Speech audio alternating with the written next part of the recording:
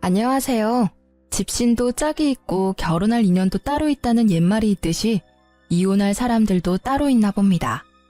저는 현재 30대 후반의 여성으로 이혼한 지는 이미 꽤 시간이 흘렀어요. 가끔씩 제 옛날 이혼 이야기를 떠올려 보면 이제는 화가 나거나 열불이 나지는 않아요. 이혼 초반에는 떠올리는 것마저도 스트레스라 매일을 명상과 요가로 잡념을 떨쳐내는 데 쓰곤 했죠. 저에게 첫 결혼은 마치 폭풍 같은 것이었어요. 만난 지 6개월 만에 결혼하고 6개월 만에 이혼했으니까요.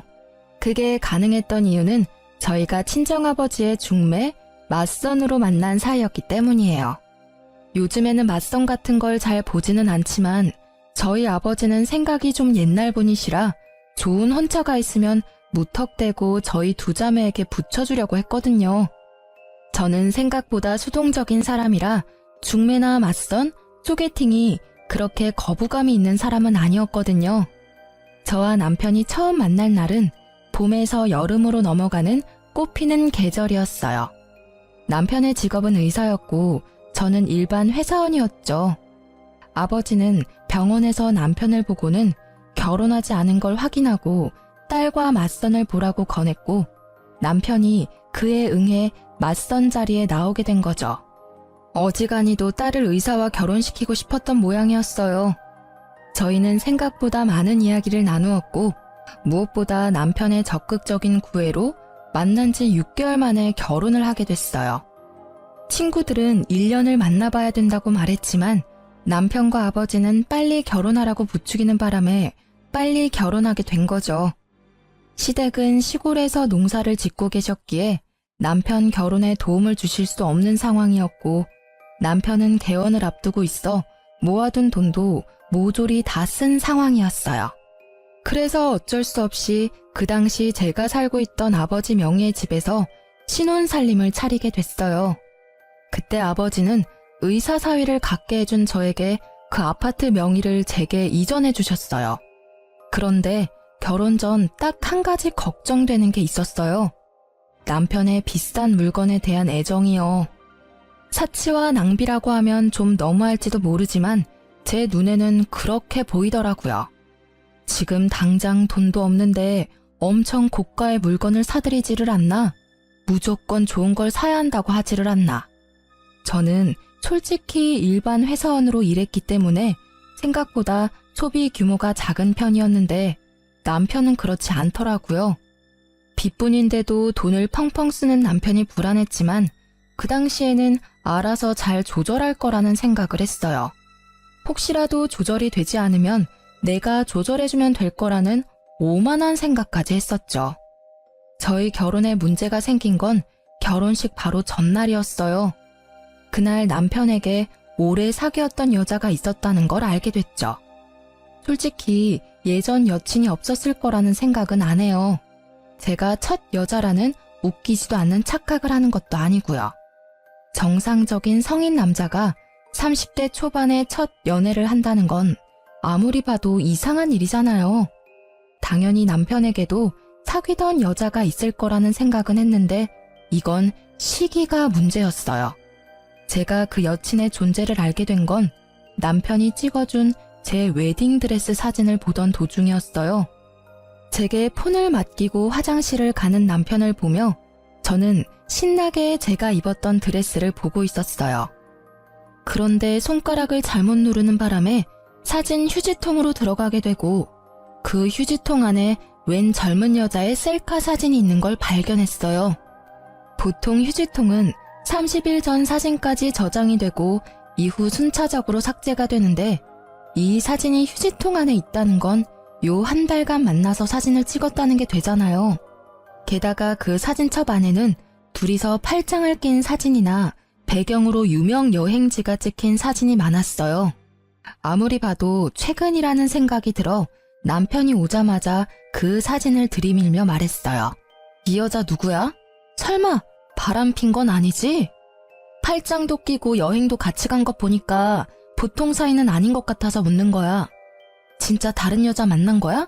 나랑 사귀면서? 아니야. 그런 오해할까봐 내가 걱정하긴 했는데 이 여자는 예전에 사귀던 여자애야. 헤어진 지는 벌써 오래됐고. 나 당신이랑 사귀면서 이 여자랑 관계도 정리했어. 그런데 왜 사진이 최근 거냐고. 사귀지도 않는데 팔짱 끼고 놀러가고 그래? 헤어졌다면서 웃는 얼굴로 사진도 찍고? 아니야. 내가 결혼한다고 했더니 마지막으로 한 번만 함께 여행 가달라고 해서 같이 가준 거야. 그것도 친구로서 부탁하는 거라고 하는데 어떻게 그걸 못 간다고 할 수 있어? 게다가 얘랑 6개월 전에 헤어져서 그동안 한 번도 만나지 않다가 청첩장 주려고 연락한 거야. 혹시 안 나가면 나쁜 짓 할까봐 같이 여행 가준 거고. 정말 맹세코 나한테는 당신뿐이거든. 그런 오해받는 것도 정말로 마음의 상처라고. 그럼 사진은 왜 남겨둔 거야? 삭제하고 지워버리면 끝인데 왜 내가 이걸 보도록 만들었냐고. 정말로 신경을 안 써서 그랬어. 나도 어제 부랴부랴 사진 확인하고 버렸거든. 내가 진짜로 이 여자랑 사귀고 있었으면 그런 사진을 남겨둘 리 없잖아. 정말로 떳떳하지 못한 여행이었으면 사진을 내 폰으로 찍었을 리 있겠어? 그제야 저희의 짧았던 만남이 실감됐어요. 이래서 친구들이 길게 만나보라고 한 거였구나. 그런데 지금 당장 파혼하기도 어려운 일이었거든요. 일단 친정에서 특히 아버지의 의사 사위에 대한 자랑스러움이 워낙 컸거든요. 온 동네방네 돌아다니며 소문을 다 내셔서 지금 파혼을 결정하면 아버지 얼굴에 먹칠을 할 것 같았어요. 그리고 사진을 유심히 보니 사진 속 옷이 제가 남편을 만나기 전에 초봄인 것처럼 보였어요. 그래서 최대한 단순하고 편하게 생각하기로 했어요. 이제 곧 결혼할 남자를 의심하는 건 좀 아닌 것 같다고요. 사진을 간직했다면 모를까. 사진을 삭제까지 한 남자가 설마 바람을 피고 있을까 하는 생각으로요. 다만 남편에게는 단단히 일러두기로 했어요. 있지, 나는 다른 건 다 용서해도 바람은 절대로 용서 안 해. 남자의 바람은 나한테는 이혼 1순위거든. 나는 내 사람을 남과 나누고 싶은 마음도 없어. 그러니까 당신은 절대로 외도 생각하지 마. 만약 그렇다면 나는 무조건 이혼할 거야. 아버지가 뭐라고 하든. 그럼 당연하지. 나도 바람 피는 사람은 싫어. 그런 더러운 짓을 하는 사람을 믿을 수가 없잖아. 평생의 반려를 배신하는 행동은 절대 안 할 거니까 꼭 믿어줘. 나한테는 정말로 당신뿐이거든. 전 여친한테도 벌써 말했어. 호호 할아버지가 돼도 나는 우리 와이프뿐이라고. 저는 그 말에 남편을 믿기로 했어요. 물론 마음의 의심은 좀 남아있었지만 남편은 무척 세심하게 저를 챙겨줬거든요. 바람을 필 수 있는 시간적 여유도 없어 보였고 저와 있는 시간을 무조건 만들어줬기에 의심을 없애버리고 안심할 수 있었어요. 그렇게 평화로운 결혼 생활이 될 거라고 생각했는데 그리 쉽게 넘어가지는 않더군요. 그날에는 남편이 집에 없었어요. 1박 2일로 남자 동기들과 낚시 여행을 가는 날이었거든요. 한 달에 한 번씩 또는 2달에 한 번씩 꼭 가는데 저도 처음에는 의심해서 따라간 적이 있었는데 정말로 친구들끼리만 모여 노는 자리였어요. 몇 번 따라가고 난 뒤부터는 괜히 의심하는 것 같아서 따라간 적 없었어요. 그날은 인쇄할 게 하나 있었는데 퇴근한 후에 연락을 받은 거라 집에서 인쇄를 하려고 했어요. 저는 집에서 컴퓨터나 노트북을 잘 쓰지는 않거든요. 핸드폰도 있고 웬만한 건 회사에서 처리가 가능하니까요. 그래서 신혼집에 있는 컴퓨터는 남편이 가끔 일을 하거나 자료를 찾거나 게임을 할 때 사용하곤 해요. 컴퓨터가 잠겨져 있지 않아서 정말 아무 생각 없이 남편 컴퓨터를 열고 자료를 다운받았어요. 그런데 다운받은 자료가 없더라고요. 어딜 갔는지 모르고 이래저래 뒤지다가 메모장으로 된 파일을 모두 열어보게 됐죠. 그러다가 발견한 거예요. 남편의 카톡 대화 내용이 저장된 문서. 얼마 전 남편은 새로운 폰으로 바꿨는데 그때 이걸 백업하느라 컴퓨터에 저장해둔 대화 내용인 듯 보였어요. 상대방 이름은 동기 춘식이로 되어 있었는데 생각 없이 내용을 훑다가 저는 눈알이 돌아가는 줄 알았어요. 그 대화의 주인공은 춘식이가 아니었어요. 당연히 남자일 거라고 생각했던 대화의 주인공은 여성이었죠. 그걸 대화만으로 어떻게 알았냐고요? 당연히 알 수밖에요. 남편이 동성애자가 아닌 이상 남자를 자기야라고 부를 리가 없을 것이며 무엇보다도 구두나 백, 화장품을 요구하는 대화가 가득했으니까요. 그것뿐이라면 차라리 다행이죠. 그 대화 내용 중간중간에는 사진이라고만 적혀 있는 곳이 있었는데 실제 사진은 없었어요. 그런데 그 사진 아래 위로 적힌 글들이 너무 적나라 했어요. 두 사람이 어디까지 가까운 사이인지를 말해주는 문장으로 가득했거든요. 요즘 폼이 좋네? 몸매 관리 중이야? 이런 품평 같은 대화는 물론 방금 보고 왔는데 또 보고 싶어 같은 대화. 심지어는 지금 와이프는 여자로서 매력이 1도 없어서 그냥 그 여자 재산 때문에 잠시 살아주는 것뿐이야. 지금은 내가 쓰는 돈 다 대주니까 참고 사는 거지. 얼굴도 볼 것 없고 주부로도 빵점인 여자야. 그나마 돈이 많은 게 장점이지. 이 정도로 빡치는 내용도 있었어요. 둘의 마지막 대화는 말이죠.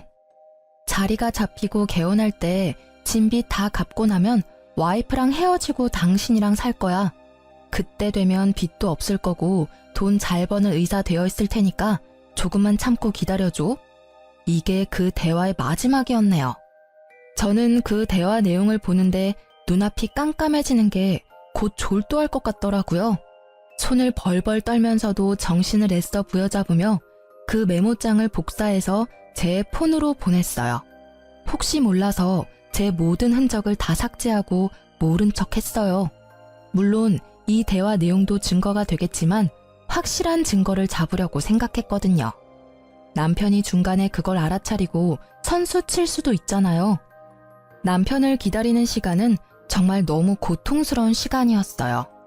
화가 났다가 울기도 하고 내가 뭘 잘못했나 싶은 생각까지 들었죠. 그리고 남편이 도착했을 때 남편의 손에는 제가 좋아하는 꽃과 간식이 들려 있었어요. 그걸 보고 저는 화가 더 났어요. 제 비위를 맞춰 돈이나 뜯어내려는 이 남자를 지금 당장 내쳐버리고 싶었어요. 당장이라도 그 여자가 누구냐고 물으려고 했는데 아주 잠깐 그런 생각이 들었어요. 내가 이혼해주면 나랑 헤어지고 그 여자랑 잘 살겠지? 하는 생각이요. 이번에 내게 진실을 말하고 용서를 구한다면, 그 여자와 모든 관계만 끊어준다면 나중에 후회할지라도 지금 딱 한 번만 눈 감아주기로 생각했죠. 요즘 많이 바쁜 것 같네. 혹시 나 놔두고 바람 피는 건 아니지? 나한테 이렇게 잘해주는데도 당신 너무 바쁘니까 걱정되고 그래. 그 말을 꺼내고도 마음속으로는 제발 미안하다고 이야기해주길 바라는 제가 있었어요. 그럴 일 없어. 자기가 요즘 예민한 거야. 나한테는 당신뿐이니까 걱정하지 마. 알았지? 당신 좋아하는 마카롱이랑 장미꽃도 사왔어. 이거 보고 기분이 좀 좋아졌으면 좋겠는데. 궁금한 게 하나 있는데 당신은 나 어디가 좋아서 결혼하자고 한 거야? 특별히 예쁜 것도 아니고 음식을 잘하는 것도 아니고. 어디가 좋냐니. 난 당신이 상냥한 게 좋아. 내가 가끔씩 하는 어려운 부탁이나 요구도 다 들어주잖아. 이렇게 한 달에 한 번 친구랑 1박으로 놀러 갈 수 있는 남편은 거의 없지. 안 그래? 당신이 착해서 내가 이렇게 복에 겨운 생활을 하는 거니까. 그 이야기에 저는 그때의 대화가 생각났어요. 그리고 이 남자의 말에 담긴 진심을 읽을 수 있었죠. 착하다? 그건 멍청하다는 뜻인 거예요. 아무것도 모르고 돈만 대주는 바보 같은 년이라는 뜻. 난 착한 사람 아닌데? 왜 당신이 그렇게 생각했는지 모르겠네. 아, 내가 자기 신용카드 금액 모자랄 때마다 보태줘서 그렇구나? 그것만 있는 건 아니지만 그런 것도 도움은 되지. 다른 게 더 많아. 구체적으로 생각나는 게 없었겠죠. 저를 그저 물주로만 생각했으니 다른 게 생각날 리가 있나요? 그래? 그렇다면 다행이고 내가 주는 애정은 나중에 다 돌려받을 테니까. 응? 그게 무슨 소리야? 내가 자기한테 빌려준 돈들 어차피 자기가 돈 많이 벌면 나한테 갚아줄 거잖아. 안 그래? 솔직히 우리 집은 아버지가 돈이 좀 있어서 그렇지. 나 자체는 가진 게 크게 없잖아. 그러니까 나도 의사 남편 덕 좀 보겠다는 거지. 아, 그건 걱정 마. 그때가 되면 다 알아서 해줄게. 당신한테 지금 신세지고 있는 것도 그때쯤에는 다 갚아줄 거야. 고생시키지 않고 호강시켜 줄게. 아버지도 의사 사위 좋아하셔. 나중에 아버지가 가진 재산도 동생이랑 나랑 반반 나누는 거 알지? 얼마 전에 회갑 앞두시고 재산 정리하시는데 생각보다 많으시더라고. 아버지가 자기 죽고 나면 이 돈 정확하게 반반 나눠서 준다고 나한테 의사 남편 잘 보필하라 하시더라고. 이 말은 당연 거짓말이었어요. 그런데 눈앞의 남자는 침을 꼴깍 삼키더라고요. 어지간히도 제가 던진 미끼가 먹음직스러웠나 보더라고요. 장인어르신도 참, 우리는 그런 거 없이도 잘 지낼 건데, 그렇지? 그렇지. 우리 잘 지내보자. 그리고 결혼식 전에 내가 한 이야기 기억하지? 난 바람 피는 사람이 이혼 사유 1위야. 바람만 피지 않으면 내 마음의 변화는 없을 거야. 저는 남편의 얼굴을 봤어요. 전혀 찔리는 구석도 없이 태연한 그 얼굴. 거짓말과 거짓 행동이 몸에 밴 그런 만들어진 미소였죠. 잘 알지. 나도 앞으로도 계속 노력할게. 우리 좋은 부부 사이가 되자. 알았지? 좋은 부부 사이는 무슨 돈에 눈이 먼 욕심쟁이 주제. 남편의 말에 진짜 뜻이 보이기 시작하니 하나부터 10까지 제게 거짓말을 한 것들이 떠오르더라고요. 저는 이놈을 용서할 수 없었어요. 그래요, 이놈. 사람이 아닌 놈이죠. 이혼을 결심한 저는 남편의 뒤를 캐어 증거를 더 모으기로 했어요. 이때 저는 결혼과 함께 퇴사를 한 직후였기에 전업주부로 집안일만 하는 중이었으니 시간은 남아 돌았죠. 제 폰에 옮긴 메모장을 정독하며 두 사람의 패턴을 정리했어요. 어디에서 자주 만나는지, 무엇을 자주 하는지, 그리고 두 사람의 대화에서 특정 장소가 자주 언급되는 걸 발견하고 저는 그곳으로 가서 상간녀의 모습을 확인하기로 했어요. 하루, 이틀, 사흘, 그렇게 일주일이 지나고 남편이 내게 친구와 회식이 있어 늦는다는 문자를 보내왔어요. 그리고 저는 얼마 뒤 제 눈앞에 보이는 남편의 모습을 보며 오늘 상간녀를 볼 수 있을 거라고 확신했죠. 그리고 역시 상간녀가 모습을 드러냈어요. 그 여자의 얼굴을 보고 저는 더 놀라고 화가 났어요. 남편과 오랫동안 만났다가 헤어졌다는 결혼식 직전에 제게 들킨 전 여친이었거든요. 소리라도 지르며 당장 뛰어가고 싶은 것을 꾹 참았어요. 참을수록 복수는 속이 시원하겠죠. 지금 당장은 바람난 남편 뒤나캐는 못난 여자처럼 보일 테니까요. 죽어도 그렇게 보여주기 싫었어요. 잘못은 남편 놈과 저 상간녀가 했는데 말이죠. 저는 그 뒤로도 그 여자의 뒤를 캐기 시작했어요. 그렇게 여자를 쫓아다닌 지 3일 만에 그 상간녀가 만나는 사람들을 보다가 아주 좋은 복수 방법이 생각났어요. 저는 그 자리에서 제 여동생에게 전화를 걸었어요. 그리고 이렇게 말했죠. 상견례 날 10분 정도 늦게 갈 거라고 말이죠. 사실 여동생은 그 다음 주에 상견례를 앞두고 있었어요. 여동생이 시집가는 그 집안도 교육자 집안으로 아버지가 좋아할 만한 교양 있는 분들이셨죠. 자기야, 내가 오늘 중요한 날이니까 시간 비워두라고 했지? 오늘 일정 있던 건 아니었어? 오늘은 일정 없어. 근데 오늘 무슨 날이야? 그건 도착할 때까지 비밀인데. 일단 정장도 입고 좀 꾸미고 와. 알았어. 어디 좋은 데 갈 거야? 싱글벙글 웃는 남편은 좋은 곳에 간다고 생각한 것 같더라고요. 격식 있는 옷을 입어야 입장이 가능한 곳이라고 생각했나 봐요. 저는 차에 타고는 일부러 내비의 주소를 입력하지 않고 직접 어디로 가야 하는지 방향을 알려줬어요. 남편은 귀찮아했지만 별말 안 하고 잘 따라왔어요. 남편은 이상하게 생각한 듯 했지만 그래도 무사히 상견례 장소에 도착할 수 있었죠. 제가 도착한 시간은 본래 상견례 시간보다 10분 정도 늦은 시간이었어요. 가게 룸에 모든 가족이 들어가 있는 걸 확인하고 안으로 들어갔어요. 남편에게는 들어가기 직전에 말해줬죠. 오늘 내 동생 상견례 있어서 온 거야. 뭐? 처제 상견례? 당신이 그걸 왜 비밀로 한 거야? 하고 애써 웃는 남편의 모습이 뭔가 찝찝해 보이더라고요. 아무래도 상간녀가 이번 주 상견례 있다고 이야기한 모양이더라고요. 이럴까봐 미리 이야기 안 한 건데 이때는 정말 다행이라고 생각했어요. 주인공이 다 모이지 않으면 안 되잖아요. 저와 남편이 들어가자 사돈 될 사람들 가족이 앉아 있더라고요. 그리고 그 자리에 상간녀도 앉아 있었죠. 제 여동생의 예비 신우였던 상간녀가 이내 제 남편을 발견하고는 얼굴에 핏기가 사라졌더라고요. 저는 제 옆에 선 남편을 보았어요. 남편 역시 무척 경직된 얼굴로 표정을 숨기지 못하더라고요. 여동생이 자리를 정해줬는데 하필 상간녀 바로 앞자리가 남편 자리더라고요. 서로 눈도 못 마주치고 삐걱대는 모습이 제 눈에는 얼마나 잘 보이던지. 이쪽은 저희 언니예요. 그리고 그 옆에 있는 사람이 저희 형부예요.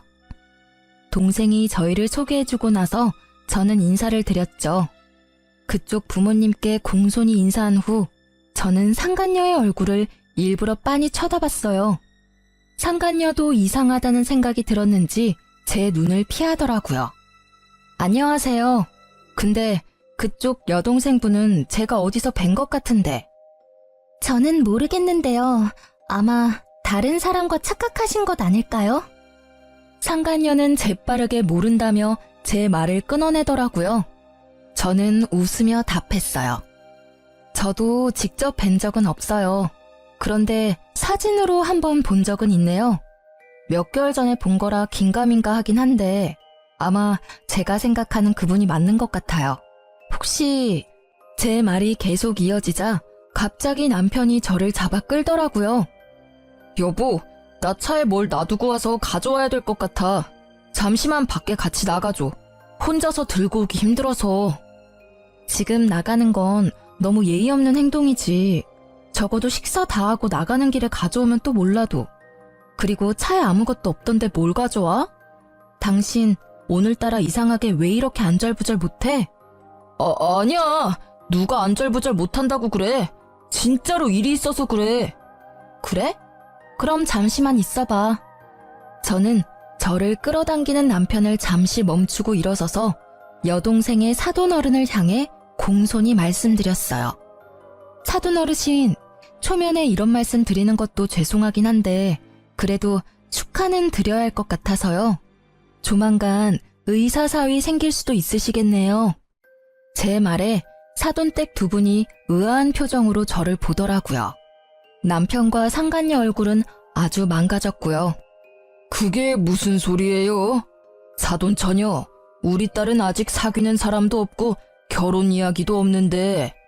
아, 모르셨군요. 두 분의 따님께서 현재 제 남편과 사귀고 있거든요. 저와 만나기 전부터 저와 결혼한 지금까지 매주 매달 지속적으로 만나고 있어요. 게다가 이 남자는 저와 헤어지고 그쪽 따님과 결혼하고 싶다네요. 의자가 뒤로 넘어지는 소리가 들리고 저희 아버지의 고함 소리가 들렸어요. 대체 그게 무슨 소리야? 최서방이 뭐를 어째? 양가 부모님이 모두 놀랐지만 저희 친정아버지는 곧 숨이 넘어갈 만큼 놀라고 말았죠. 그리고 그런 아버지의 모습을 보더니 남편이 재빠르게 무릎 꿇고선 제게 애절하게 말하더라고요. 당신이 무조건 오해하고 있는 거야. 어디서 뭘 듣고 왔는지 모르겠지만 이런 좋은 자리에서 꺼낼 이야기는 아닌 것 같아. 응? 제발 부탁인데 우리 나가서 이야기하자. 조용한 데서 오해 좀 풀자고. 이런 자리는 진짜 그런 말 하기 어울리지도 않고 진짜 이 사람과는 당신이 생각하는 그런 거 아니라고. 그래? 이걸 보고도 그 말 할 수 있을지 볼까? 나 생각보다 많이 알고 있거든. 내가 오해한 건지 자기가 잘못 알고 있는 건지 이걸 보면 정확해지겠지. 저는 가방에 넣어왔던 인쇄물을 탁자에 올렸어요. 글자 크기를 크게 해서 인쇄했더니 아주 잘 보이더라고요.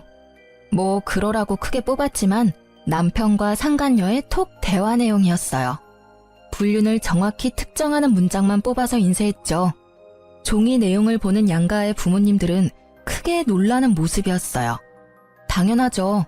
서로의 관계를 뚜렷이 보여주는 그 대화 내용에 두 사람의 관계를 짐작하기 쉬웠으니까요. 그리고 상간녀는 그 인쇄물들을 부랴부랴 숨기려고 열심히 주었지만 제가 한 장만 뽑아온 게 아니었거든요. 허공에 수십 장을 뿌려주니 그걸 회수하려는 생각은 못 하더라고요. 다만 얼굴이 일그러진 채 저를 노려보고 있었을 뿐이죠. 그리고 또 한 명, 일그러진 얼굴의 사돈 어르신이 손에 든 종이가 부들부들 떨리도록 떨고 있었어요.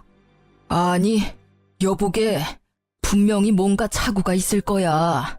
이름도 춘식이로 되어 있고, 그니까 이건 내 딸이 아닐 거야. 착한 내 딸이 불륜을 저질렀을 리가 없어. 사돈 어르신이 당황한 말투로 저에게 뭔가 잘못됐다며 말했어요. 필사적으로 딸을 변호하려 애쓰시더라고요. 그건 당연한 일이죠. 아버지가 딸을 변호하는 건. 그래서 좀 더 정확하게 알 수 있도록 말해드렸어요. 그게 궁금하신가요? 불륜을 하면서 당당하게 여자 이름을 저장하는 사람이 있을 리가 없죠. 이름은 가명일 겁니다. 그렇지만 의문을 가지는 건 당연하세요. 그러니까 아가씨, 폰 좀 빌려주실래요? 당신 전화기로 우리 남편한테 전화하면 분명 대학 동기 춘식이라고 뜰 텐데.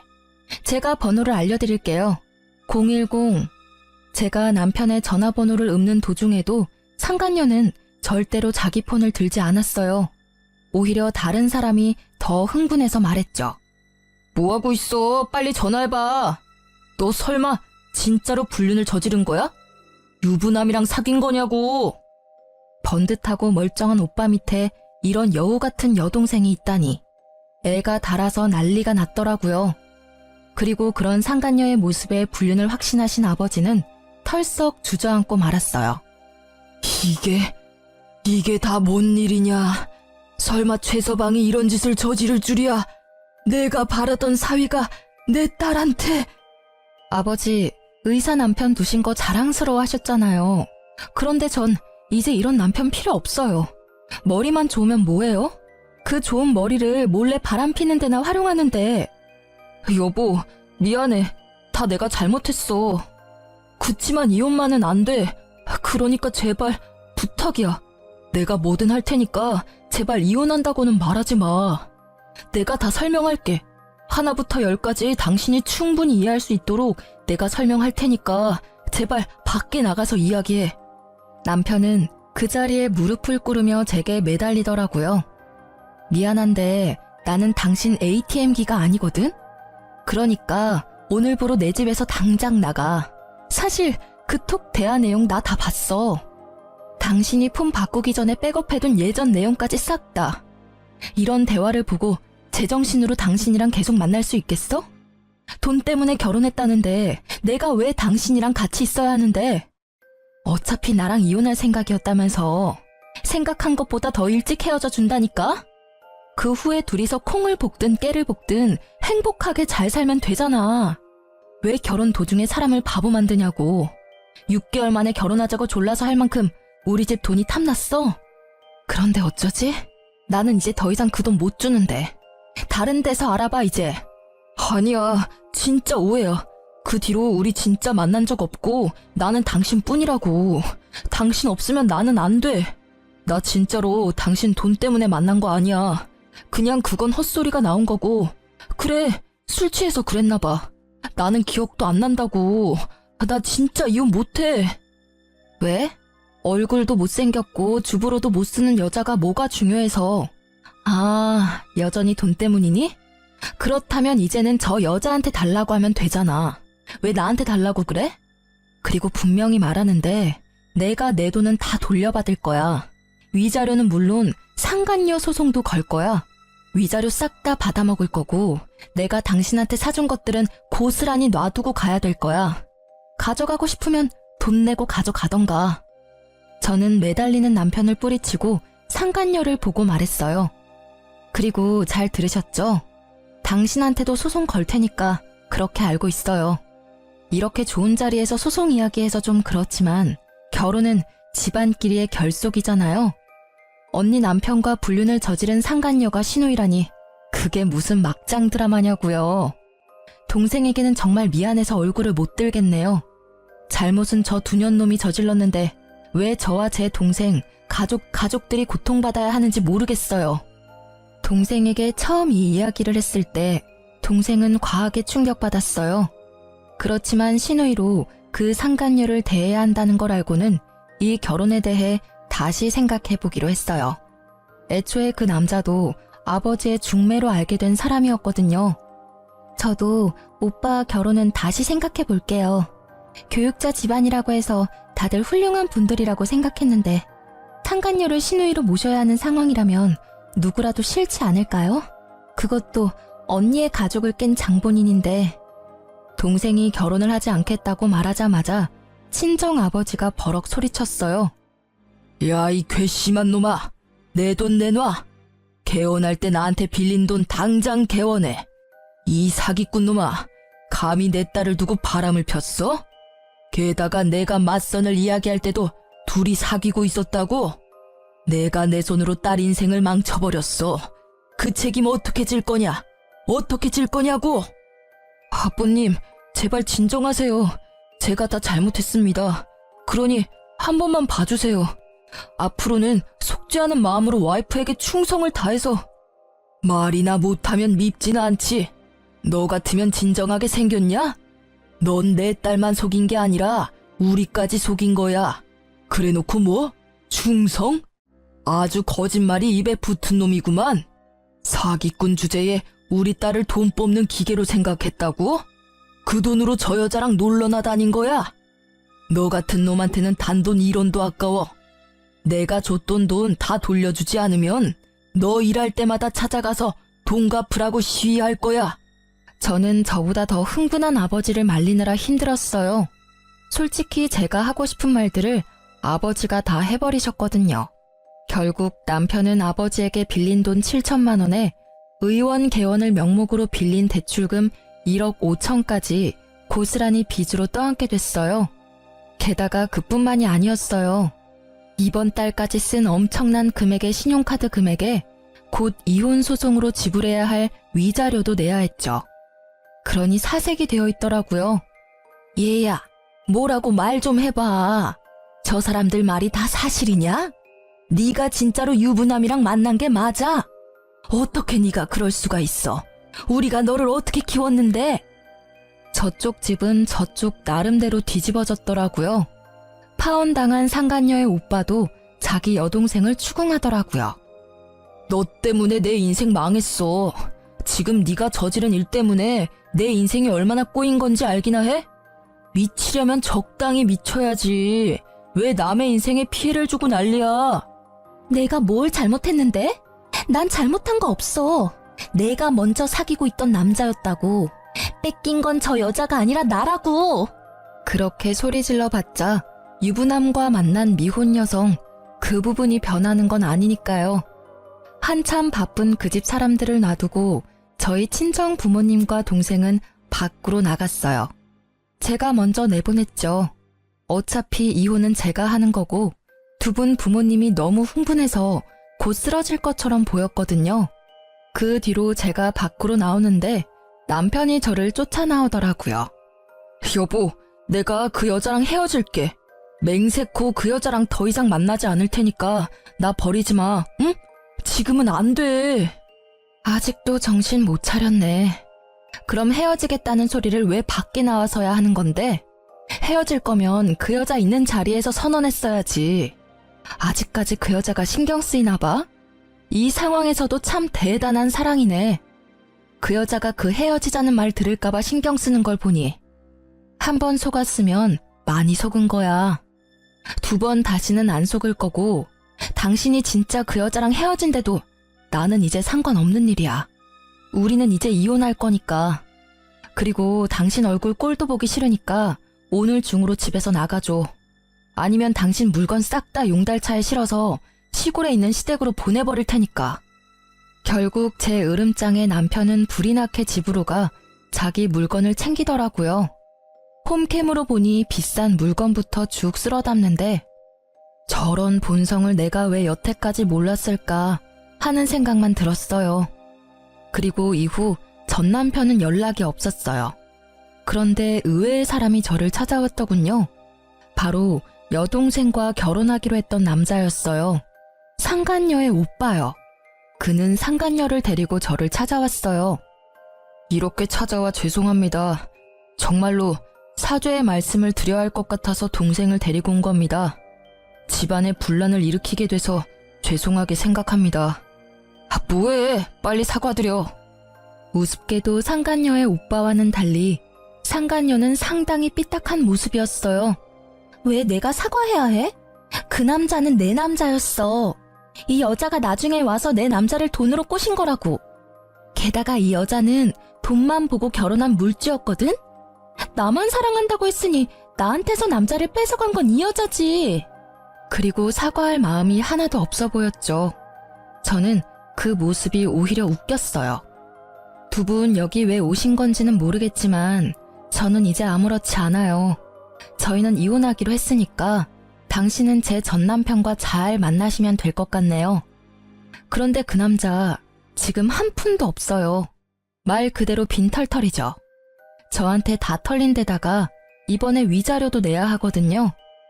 뭐 제가 불륜 피해자들 이야기를 들어보니 남편이 바람을 피면 상간녀 소송비를 남편이 대주기도 한다는데 그럴 돈은 없을 거예요. 그럴 돈 있으면 저희 아버지한테 빚부터 갚아야 할 테니까요. 상관없어.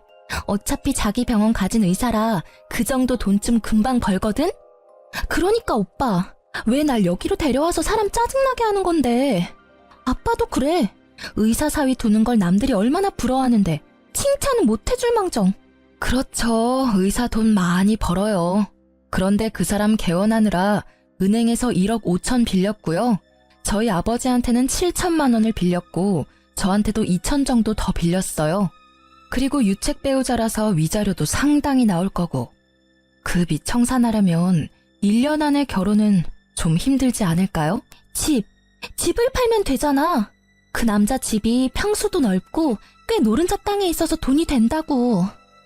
아, 그 집이요? 그 집을 자기 집이라고 했나 봐요? 그런데 어쩌죠? 그건 제 아버지 거였고 지금은 제 명의로 되어 있거든요. 결혼 전부터 아버지 명의였으니 그건 재산 분할에 들어가지는 않을 거예요. 그리고 아실지는 모르겠는데 그 남자 씀씀이가 좀 해퍼요. 이제까지는 제가 신용카드 값을 많이 메워줬는데 지금부터는 당신이 그 일을 해주셔야겠네요. 저번 달 건 카드빚이 거의 2천만 원이던데. 뭐 사랑한다면 그 정도 돈쯤 내줄 수 있죠. 안 그래요? 제 말이 계속될수록 상간녀의 얼굴은 하얗게 질려가기 시작했고 결국 마지막에는 그렇게 제잘거리던 입에서 아무 말도 나오지 않더라고요. 그리고 상간녀 오빠는 그 와중에 저에게 어필하더라고요. 이 못난이는 제가 교육을 잘 시킬게요. 그러니까 제발 제 결혼을 어떻게든 되돌려줬으면 좋겠어요. 솔직히 저는 아무 문제가 없는데 동생 때문에 이렇게 된 게 너무 억울하잖아요. 그쪽 말씀도 이해는 가요. 그치만 저희 아버지가 워낙 지금 이 사태에 분노를 하셔서요. 상간녀 당신이 호적파이고 남이 되지 않는 이상 제 여동생과의 결혼은 아마 불가능할 거예요. 남이 되더라도 이미 서로 간에 안 좋은 이미지만 쌓여서 그쪽 부모님들도 저희와 다시 연을 맺고 싶지 않으실 거예요. 저는 상간녀의 오빠에게 그렇게 말해줄 수밖에 없었어요. 이 남자가 제 여동생을 더 많이 좋아한 듯 보였어요. 그치만 어쩌겠어요? 가족을 잘 만나는 것도 복인데. 저는 헬쓱한 얼굴의 상간녀에게 아주 친절하게 말해줬어요. 상간녀님, 참 좋으시겠어요? 그렇게 사랑에 맞지 않는 남자와 다시 결혼할 수 있는 기회가 생겼잖아요. 그치만 그 사람에게 빚이 많으니까 그 빚 다 갚을 때까지 힘들게 살다가 결혼하시면 될 것 같네요. 근데 또 모르죠?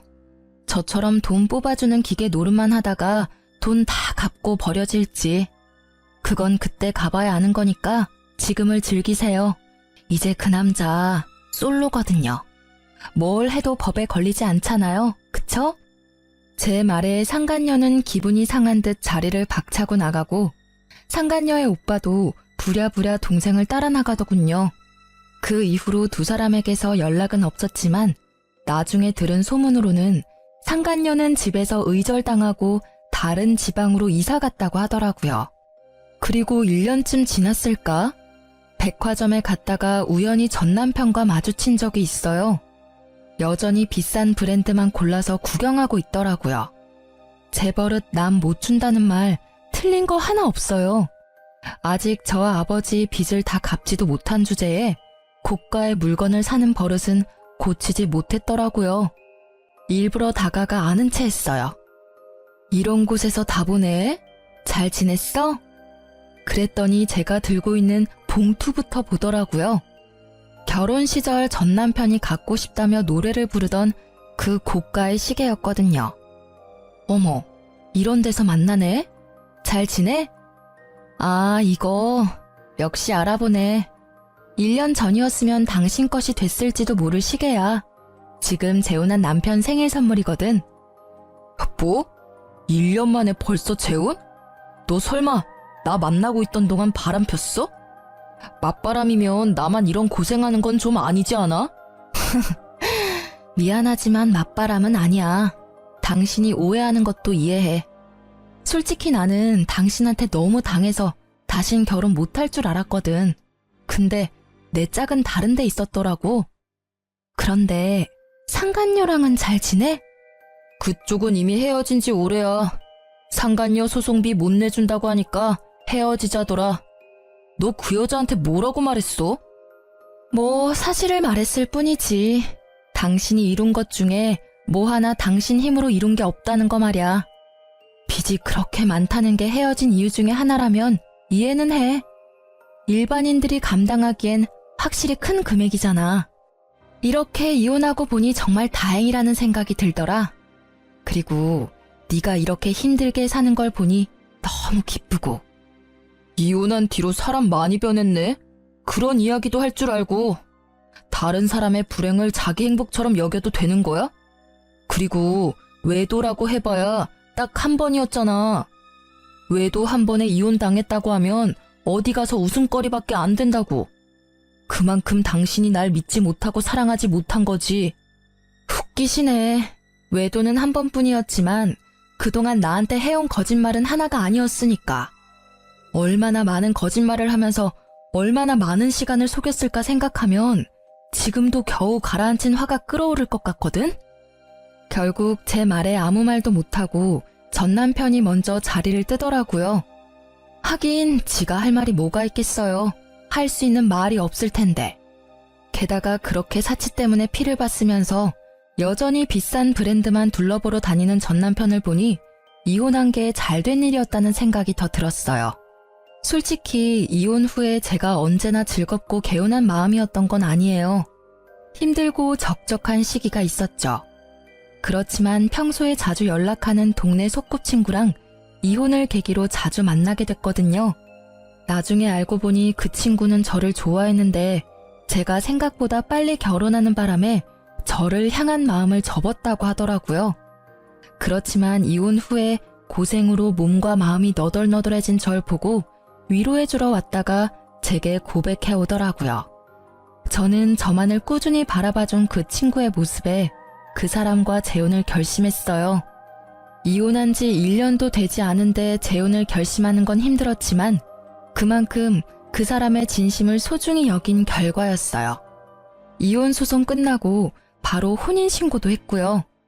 재혼한 사람은 의사처럼 돈 많이 벌고 사회적으로 유망한 직업은 아니지만 무엇보다 성실하고 책임감 있는 저만을 바라봐주는 듬직한 사람이에요. 제 이혼 후에 아버지는 조건이 그리 중요하지 않다는 걸 절실히 깨달으신 것 같았어요. 물론 서로 조건이 맞으면 정말 좋겠지만 욕심을 너무 부리다 보면 나중에 저처럼 피 볼 일이 생길 수도 있으니까요.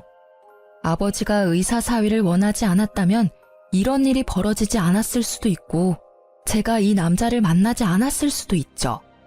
그리고 요즘에는 무엇보다 부부 사이에는 신뢰와 사랑이 그 무엇보다 중요하다고 생각하게 됐어요. 저에게는 소중한 경험이자 두 번 다시 겪고 싶지 않은 경험이지만 이런 사람, 이런 사연도 있다는 걸 모두와 나누고 싶어서 긴 글을 써봤어요. 제 사연을 읽어주셔서 감사합니다.